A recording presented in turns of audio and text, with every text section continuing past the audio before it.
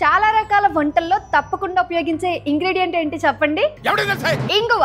ఇది వంటకి ఒక స్పెషల్ రుచిని తెచ్చిపెడుతుంది. కానీ దీని వెనుక ఉన్న కథ మనలో చాలా మందికి తెలియదు. సాధారణంగా ఇది మన దేశంలో పండే పంట కాదు. ఈ ఇంగువ ఫెరులా అస్సాఫోటిడా అనే మొక్క నుంచి వచ్చే జిగురు పదార్థం. ఇది చాలా చలిగాలులతో తేమ ఎక్కువగా ఉండే ఎడారి వాతావరణాల్లో మాత్రమే పెరుగుతుంది. అంటే ఆఫ్ఘనిస్తాన్, ఇరాన్, ఉజ్బెకిస్తాన్ వంటి దేశాల్లో మాత్రమే. ఇప్పటి వరకు ఇంగువను మనం అక్కడి నుంచే దిగుమతి చేసుకుంటున్నాం. కానీ 2018లో మన శాస్త్రవేత్తలు ముఖ్యంగా హిమాచల్ ప్రదేశ్ లోని IHIT సంస్థ శ్రమను ప్రారంభించింది. ఆఫ్ఘనిస్తాన్ నుంచి విత్తనాలను తెచ్చి వాటిని మన వాతావరణానికి మచ్చిక చేయటమే లక్ష్యంగా పెట్టుకున్నారు. క్వారంటైన్, టిష్యూ కల్చర్, ప్రత్యేక వాతావరణాల్లో సాగు లాంటి ప్రక్రియలన్నీ విజయవంతంగా పూర్తి చేసి చివరకు 2020లో లాహోర్లో తొలి నాట్లు వేశారు. ఇక 2025 మే 28న ఈ ప్రయోగం పూర్తిగా ఫలించిందని అధికారికంగా ప్రకటించారు. ఇంగువ మొక్క పెరిగి పూత దశకు వచ్చేందుకు 5 ఏళ్ల సమయం పడుతుంది. ఈ మొక్క భూమిలోనికి వెళుతూ ఎదిగే పెద్ద పెద్ద వేర్లను కలిగి ఉంటుంది. ఆ వేరులో నుంచే ఆ బలమైన వాసన కలిగిన